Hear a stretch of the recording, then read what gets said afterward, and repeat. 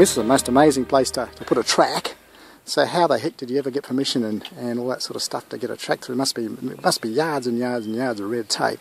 I'm really impressed. Tell me about it. It's a big process. Well, I mean, most people see the track and, you know, it's been here for a couple of years now and think that it was just conceived a couple of years ago and you start, but it's been 6.5, 7 years of our life, so nothing physically happened for about 4 years of planning and discussions and workshops and memorandums of understanding and approvals. And so on public conservation land there are some pretty clear and rigid processes about what you've got to do and what sort of, you know, hoops you need to jump through to do things properly. So yeah, it took 4 years pretty much to from conception to actually doing something, and then it doesn't happen overnight. It's a long trail, and you know, there hasn't been a trail built of this length entirely through public conservation land for many a time in a few decades. So it's a big undertaking and got to be prepared to go the distance. So.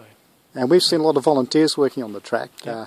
Tell me about how you recruit your volunteers. Yeah, well, that's probably the backbone of this whole project. So the idea sounded good and people wanted to believe it, but we needed to actually put some runs on the board and demonstrate it, and the only thing we could do was pretty much through volunteering is demonstrate that we could achieve something and we were credible. So we started in the Lyell in the southern end in 2009, entirely volunteer-led efforts, and we achieved something, and then okay, we've got approval to do something else, and achieved again. And so 5,000 hours of volunteering sort of over the first 18 months got us to a couple of key milestones that I think were enough to satisfy that, okay, these guys can take on what they say and do it. So since then we're up to about 21,000 hours of volunteering now, and we're at the Trustpower, the National Community Awards last year, and we're runner-up to a very noble cause from Wellington, and so that's a great recognition of what's gone into this to make it happen. So in dollar terms, if you price it,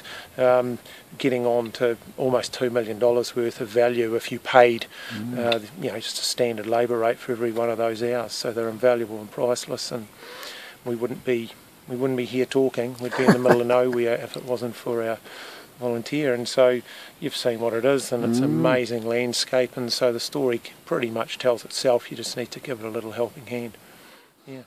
And you've still got some pretty mean country to go through yet. Yes, there is. So everybody wants to know when it's going to be finished. Yeah, well, the current schedule is April next year, so another, what are we, March, so just over a year away, and thus far we're on schedule, but you know, things come up all the time. We're looking at one or two little things that could add a few months, but next year, 2015 is the plan, and we're not sort of going through anything that we haven't done before, so that's the beauty of being involved in this for so long. You can see areas where, gee, that's going to be challenging, but once you do it and you get on the ground and you move forward metre at a time, then inevitably you get there, and that's just the secret, is staying the course and staying the distance, and you get there in the end.